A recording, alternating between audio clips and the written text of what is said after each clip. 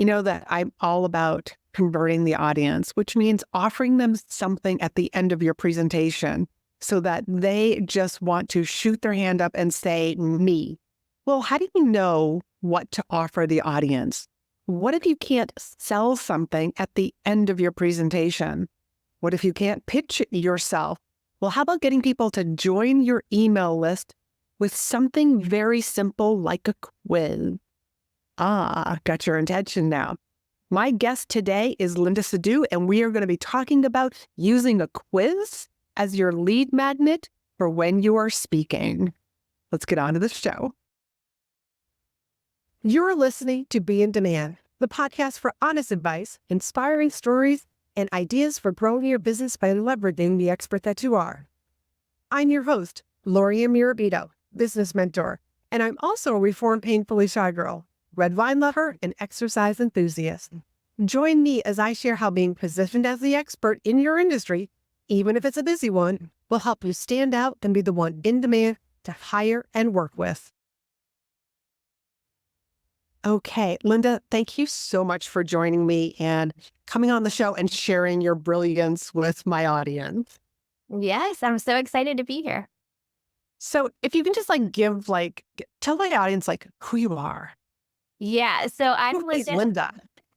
I'm Linda Sadu, and I am known in the industry as the quiz queen. Some people refer me to. I didn't self-proclaim that, but it was just a title that was given to me, and it was fun. So I said, I'm gonna own that. That sounds great. But what had brought me here, how I kind of got my foot in the door with creating quizzes, is 10 years ago, I was in the pharmaceutical industry.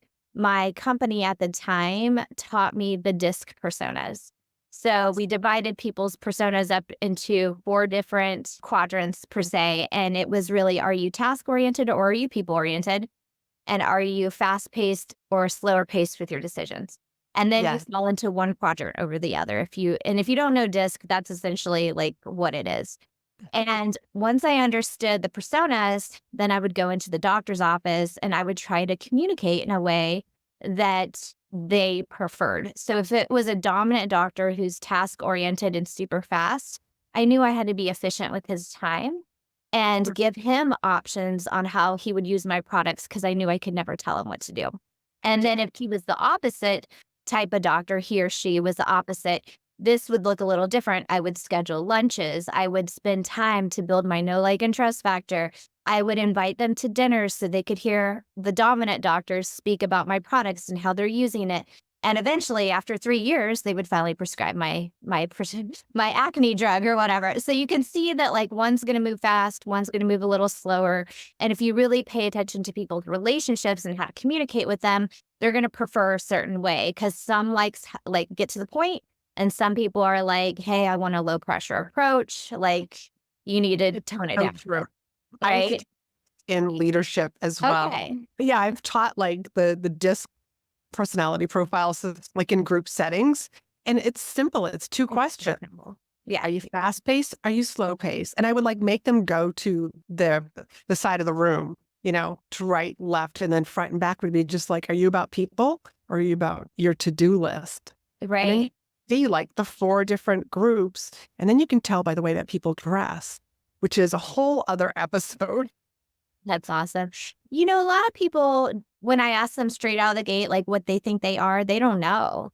They're like, I feel like I have all those qualities, which is true. We have all those qualities within us.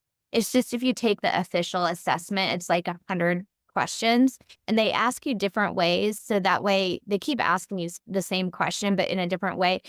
And then the assessment, if they don't know your answer, they're going to actually add more questions in. So you don't know it's happening, but they really do try to evaluate which quadrant you fall into. And then you get your quadrant. But at the end of the day, we do have all those qualities within us. We just end up in one quadrant over the other.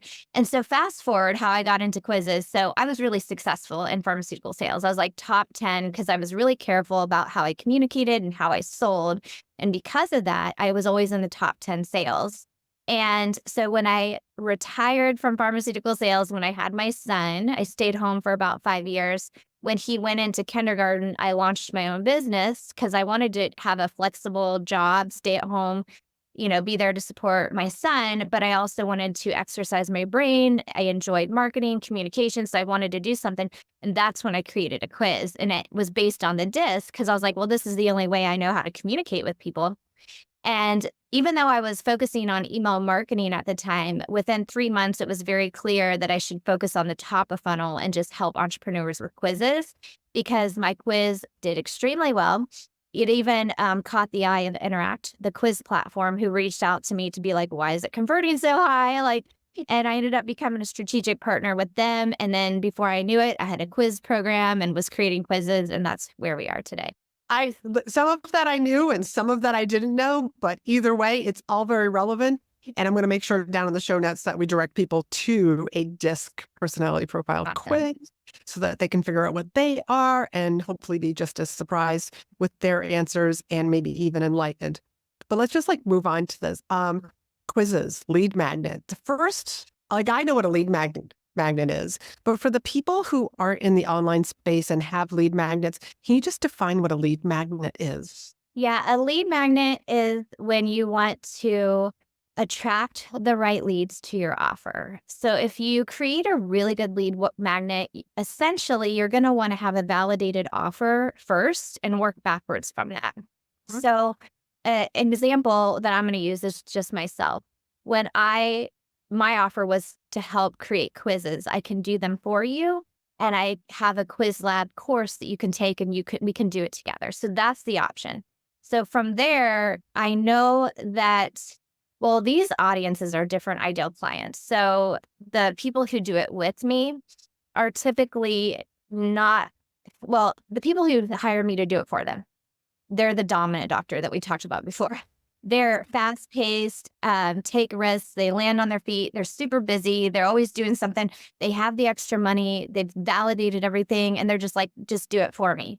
And so that lead magnet, I don't actually have a lead magnet for that person for quizzes because it's basically a discovery call, and it takes 20 minutes, and I just tell them the options at that point because I already know that they've decided to work with me, right? But I really focus on the lead magnet for my course, right? So this is the course, the quiz lab. And so I really have to work backwards from that person. And these people are not further along like the dominant people. I wouldn't say that they're established. They are probably 1 to 3 years in business. So then, you really have to attract those types of leads.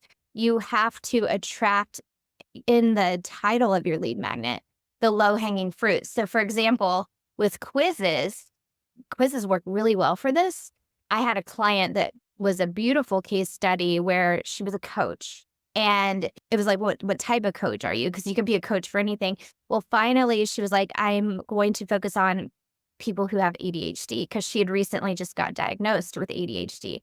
So her quiz title was, What's Your ADHD Superpower? So when you put that in front of the right audience, right, where you're trying to attract them in, and she was selling a course on how to help her clients with ADHD, right, to see it as a superpower. And so either people identify with having ADHD or they don't, but that's the lead magnet. And as an example, going back to me with my quiz title is Discover Your Quiz to Cash Strategy.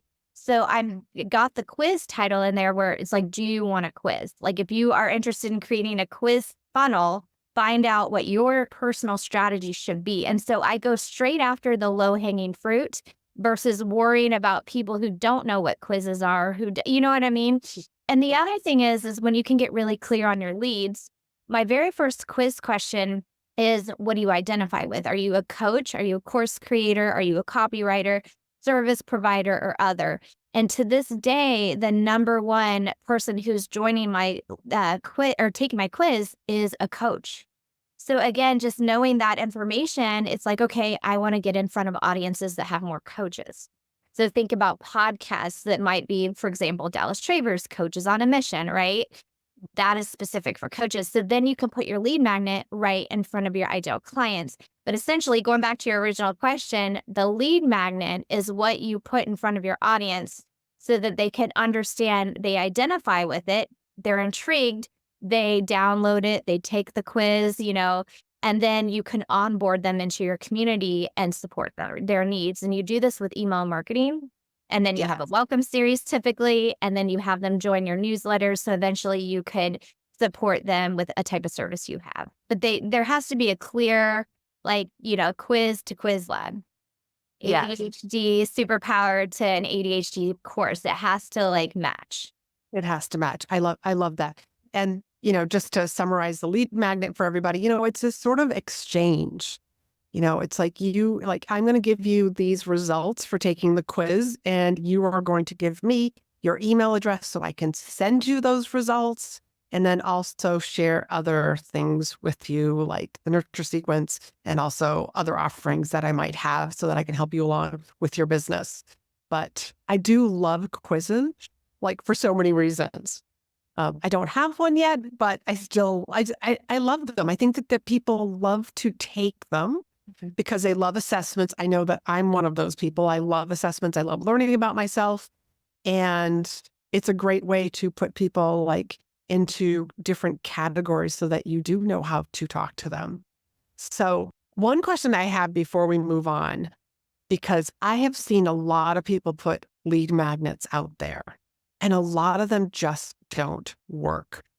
I mean, I'm sure that you have like people just like, hey, like my lead magnets don't work, so I'm going to try this quiz thing. Why do you think a lot of these other type of lead magnets, why do you think that they fail? So a lot of lead magnets fail because people just at this point don't have the time and capacity to take more information on. So if you're offering an ebook or something that just seems like a lot, like a PDF download, where you're going to, they download it, it goes to their email address, but oftentimes they're so busy that they don't have a chance to like open it and see what it is. Where a quiz, people actually want to go to their email at their inbox to see what their results are. So they're eager and they're coming in hot with their community when you have a quiz. The other thing is, I really just think people are overwhelmed and they don't have the time or the capacity to deal with it. So when it comes to quizzes, it just takes a few seconds. People are intrigued. They want to go back to their email and they want to look at it. And I know that we're going to talk about conversion rates. And this is why quizzes convert higher than other lead magnets. When we say conversion rates, like we're talking about, like for the people who don't understand or don't know, like they come to a page where they're going to take the quiz and it's like conversion rate, like did they take the quiz or did they not take the quiz? Is that what conversion rate that we're talking about right here? So the conversion rate for quizzes, when somebody takes the quiz, they answer your questions and they give you your email address.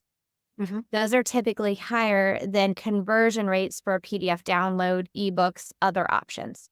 Because people are going to look at the PDF download and it's not that enticing anymore because they don't have time, they're overwhelmed. But with a quiz, it's entertaining, they get excited, they like giving their answers, they like people asking them questions, it's way more engaging.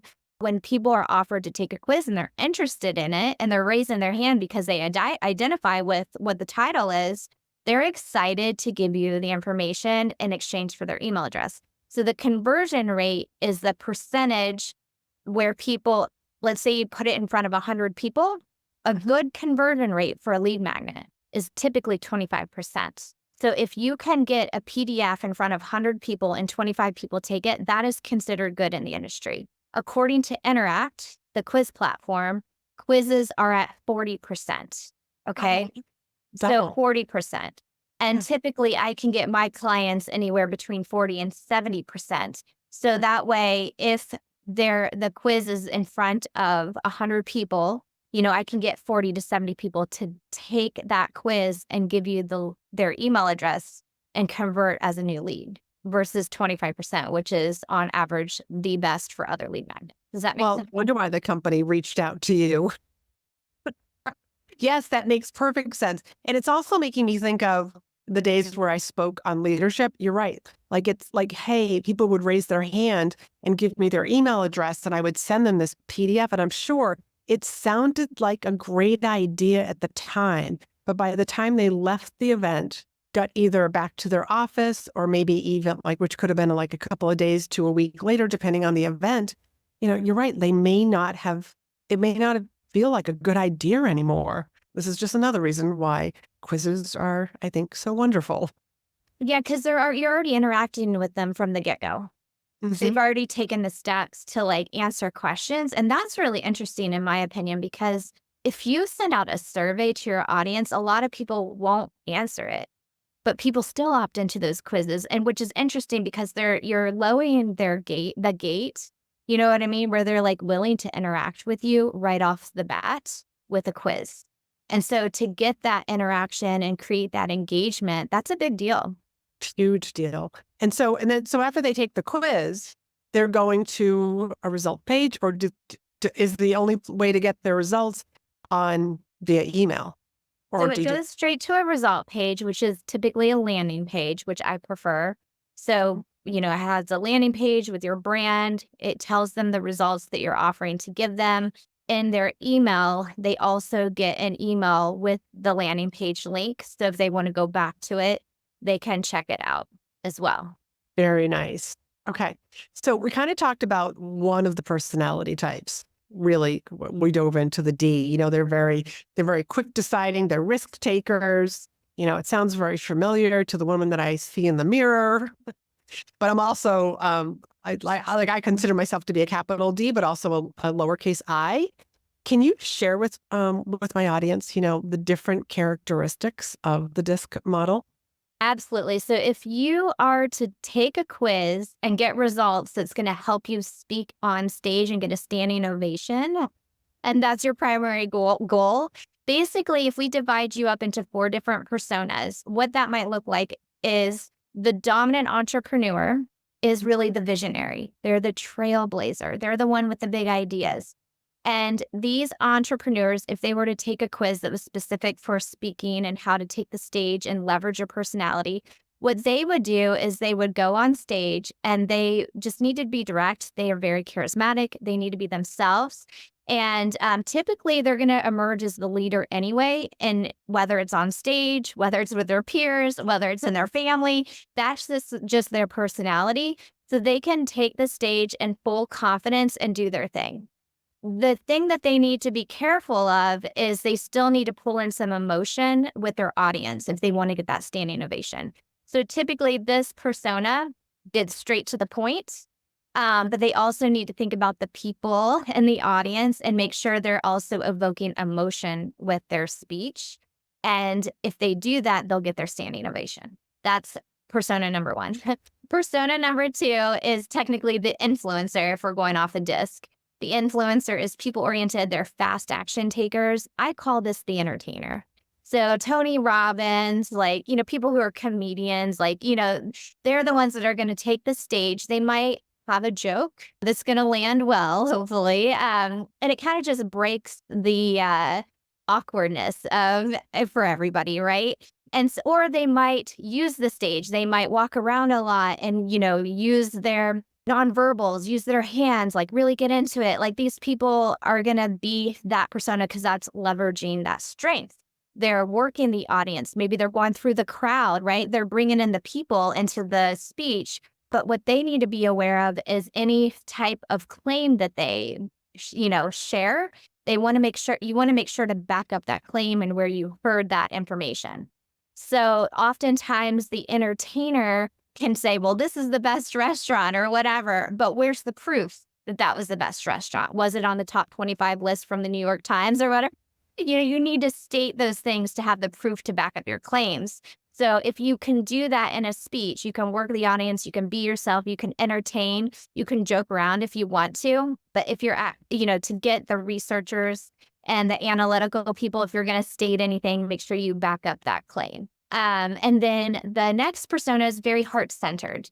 They are like have you ever had a dinner party where somebody stayed behind and they helped you clean up? Like they're that persona, like the loyal best friend. I call them very heart-centered entrepreneurs or heart-centered speakers.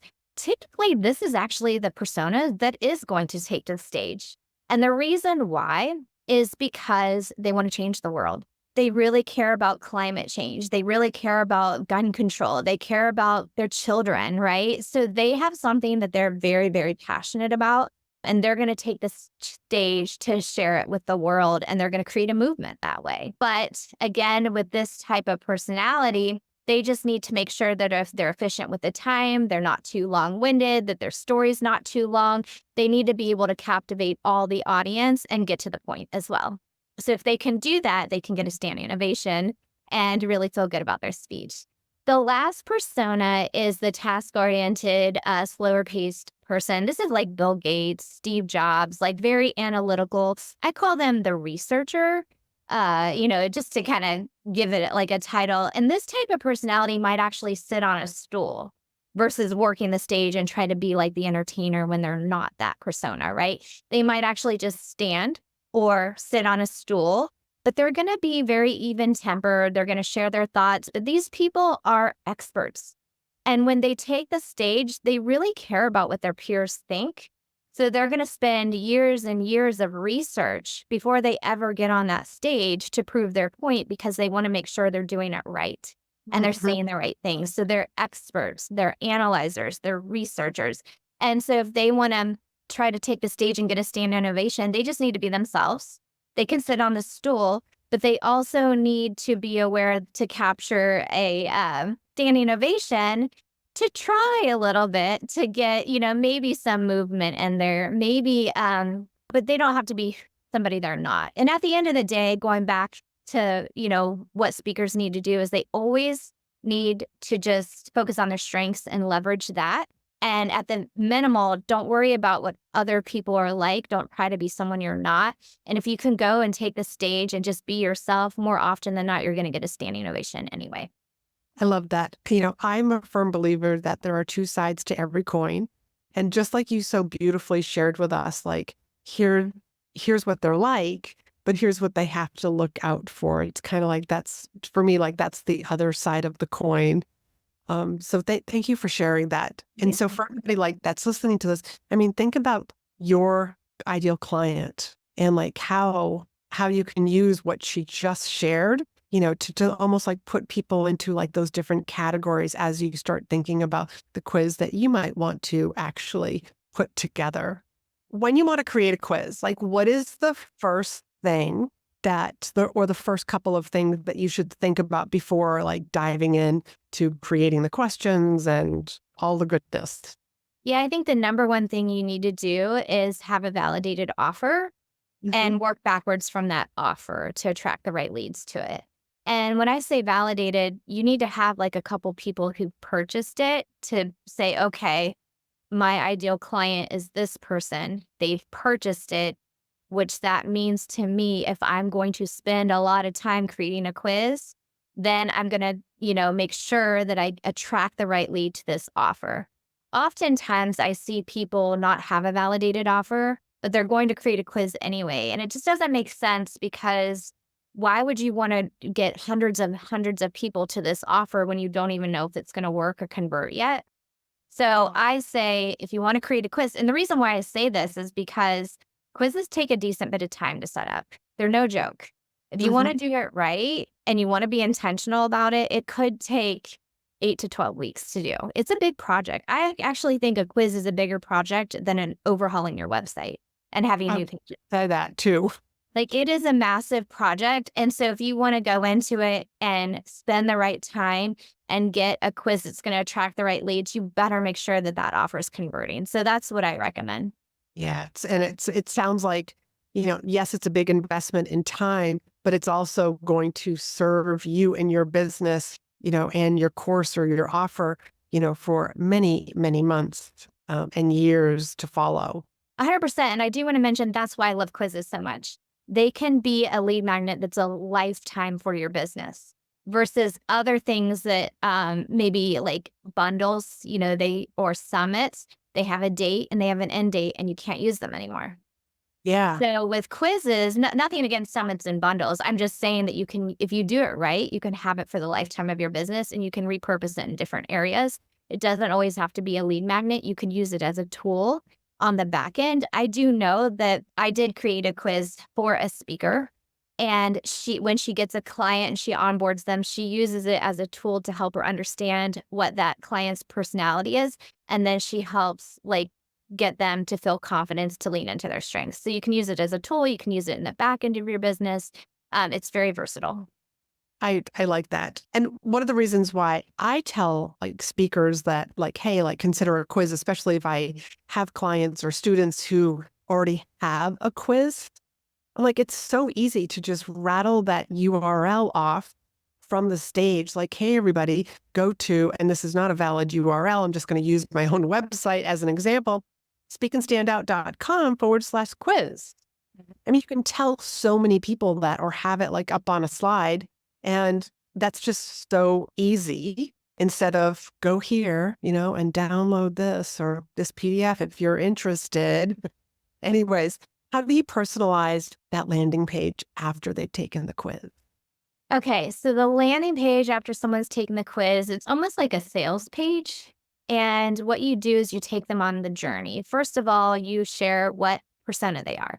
So let's say they're the entertainer, right? Like, okay, you're the entertainer, you can take the stage. You really stroke their ego and make them feel proud about who they are. Tell them they're charismatic, that people love them, and that, they're the life of the party and they can share great jokes that land well. And that's what makes them who they are and why people are going to be eager to hear them speak. It's because of who they are, right? So you really, really focus on their ego. You make sure that they feel that the result that they're getting sounds like them, right? And by doing that, you have to go through the series of questions to make sure that they're answering it correctly. But then they get the entertainer. Then after they get their result, if you scroll down the landing page, you also want to acknowledge where they are. Like, maybe they're scared to speak. Maybe they took the quiz because that's a goal for them, for the following year, but they also haven't done it. So just really acknowledging where they are, like, hey, I get it. And even you can even use the entertainer joke and share that Jerry Seinfeld quote where it's like, what is it? Most people's biggest fear is to speak versus die. So people would rather be in the casket at a funeral than doing the eulogy or whatever. Right? And so anyway, you can share that on your quiz landing page and joke around, use their personality like, hey, and that what that's doing is it's making people relate to you. And it's also exposing their pain points and what they're scared of, right? And so you're meeting them where they are. And so I encourage people to have a section where we really meet them where they are and we go over their pain points, how they're feeling, things that they're scared of, and then we debunk it right after that. Right after we acknowledge, speaking is really scary and we get it, but here's why it's not so bad. And then we turn it on its head.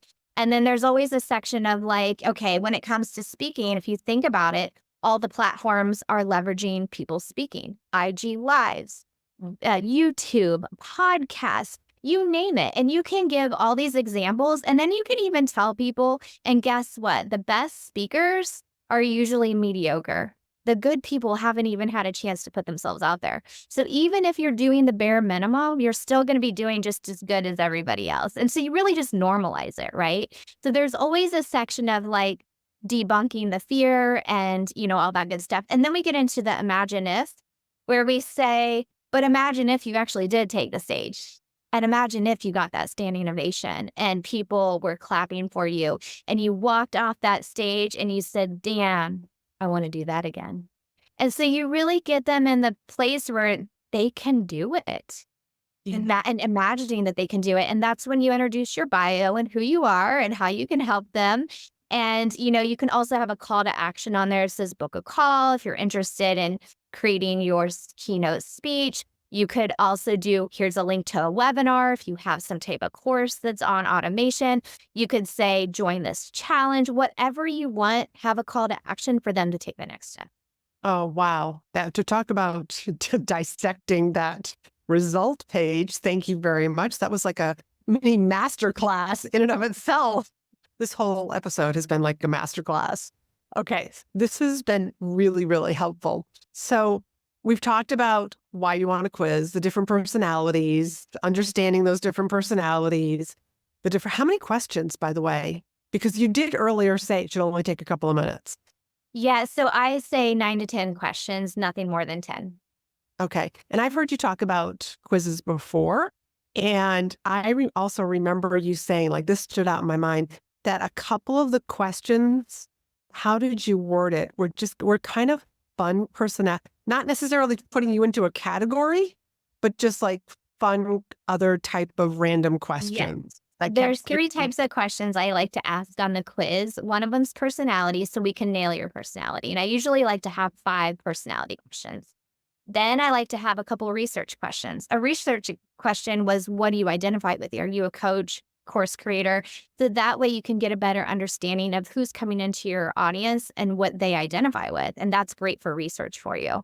So any type of research question is great. I usually like 1 or 2 research questions.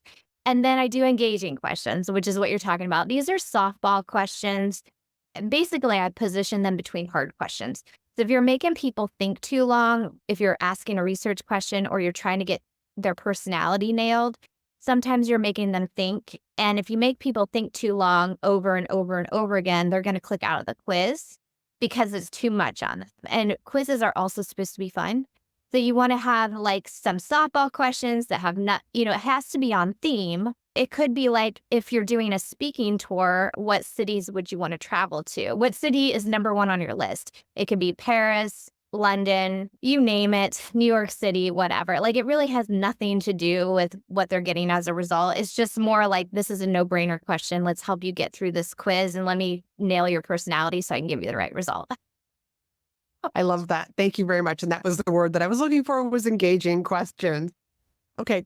What are the most common quiz mistakes that you see people making? Yes, there's a lot of mistakes I see people make. First of all, this is not on the list, but I just think we already sort of alluded and started to talk about it a bit. Quizzes are no joke. So there's a lot of entrepreneurs that are like, oh, I can just whip up a quiz, no problem. They'll be like, oh, I'm going to create a quiz. And it's like, and it's fine, but it probably won't be a lifetime for your business lead magnet. The hardest working employee, I always call the quizzes, is your hardest working employee, to attract the right leads, onboard them correctly, and nurture them and all the things if you're just whipping it up. So be mindful that quizzes, they can take a decent bit of time if you want to do it right and create it for the lifetime of your business. But some things I see too is people who don't have a welcome series. Often times people will create the quiz and then that's it. They don't do the second half by welcoming them in, nurturing them. And what happens is the welcome series actually holds a lot of magic. People don't realize this, but this is where you can really, because people are coming in hot. They're engaged. They're excited at this point. They've already interacted with you. And if you just send them to their newsletter, there's a total disconnect and there's no communication. So you do need to nurture them, build your know, like, and trust factor, tell them a little bit about you, validate them, let them know they're in the right place. There is a couple pieces of communication. And then you also want to start trickling in call to actions like, hey, book a call if you're interested. Hey, are you interested in creating a quiz? You could use a 9-word email and say, book a call here. I've got a spot open in March. You know what I mean? Like, you can start utilizing them to take action versus just sending them to a newsletter. So make sure you have a welcome series. Second is, oftentimes people use platforms like Try Interact, for example, and they use that landing page. It's very cookie cutter. It's very generic. It's not branded. Yes, you can create the quiz on Interact and use that landing page, but I advise against it. I want you to create your own landing page that's connected to your website, that has your own branding. It'll make you look way more professional if you do it that way. So that's another mistake. Of course, you're going to have to use a quiz platform like Interact or Involve.me to do the questions and to integrate it, but it needs to not be on that platform, in my opinion. It needs to come onto your website and make it look really professional. Another thing is people don't know how to promote it very, very well. Like, they'll spend a lot of time creating a quiz and they say if they build it, people will come. Well, that's not the case. You really need to put a lot of energy into it. You need to treat your quiz like it's your course you're launching. Get some affiliates, have people take it, share it through Instagram, LinkedIn, your bio, put it on your website, make it a big deal. When I had my quiz, I did a behind the scenes on how I created it in my Facebook group. Just that alone, I knew people were going to be really interested in how I created my quiz. Drive traffic to it, get people excited, do something, right? So that's another example. And I feel like I have one more, but I can't think about it. So I feel like I have While another. you're thinking of that, that was fabulous, by the way. I have two other questions for you. And one is like with the nurture sequence, should it be specific to that personality persona? Okay. So you can totally make it specific to that persona if you want to. But the problem is more than likely you're going to have to go back in and tweak the communication. So if you're doing a challenge and it's a live challenge for your course that's going to open up, once that course has enrolled and you're done, you're going to have to go back in and change all the emails again because now the challenge is over and you want to change the call to action to maybe book a call. So you can get them on a call and be like, hey, would you like this do it yourself course or would you like me to do it for you? Because if it's not a live challenge anymore, then you got to tweak it. So keep in mind, if you personalize everything, you're going to have to go back in and change that 4 times with all your welcome series emails. And that's a lot of work.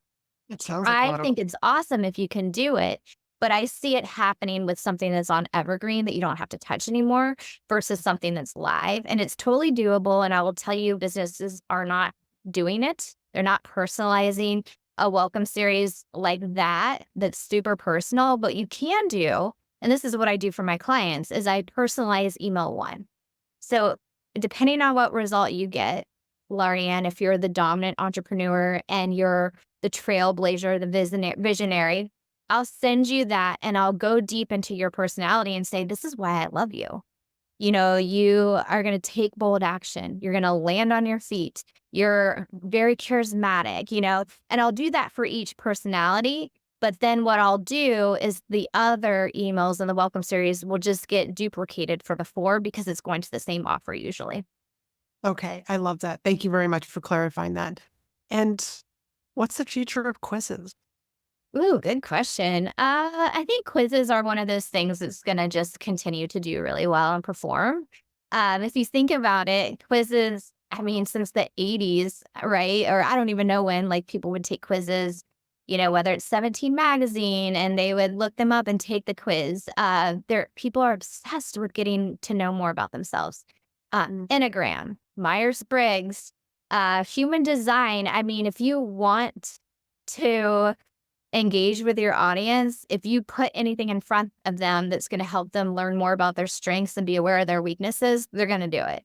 The other thing is trivia. Like if you think about trivia, like Tuesday trivia, there's a local place that does Tuesday trivia. Some of my neighbors go to. I was watching over the holiday 007 Path to a Million or whatever. And it was like a trivia game. Like these are things that's engaging. So I think they're going to stay and I think they're going to continue to do well, in my opinion, because they always have. I think it's that anticipation of I have to get to the end. I have to know what the answer is like for the trivias, or I just need to know like what my persona is, And they're fun, yeah. right? And Like they're just flat out fun. Like people need more fun in their lives. Like this, like what's going on in the world for a while now is it's just heavy. And so when people they want to do entertaining things, they want to have more fun in their life and you're allowing them to do that, right? yes, yes. Linda, thank you so much. This literally has been a masterclass on quizzes.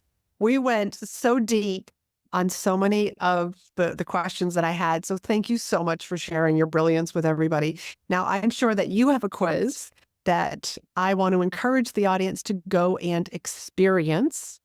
Linda's quiz, I mean, since she is the quiz queen. And Linda, would you also just tell people like where they can find you?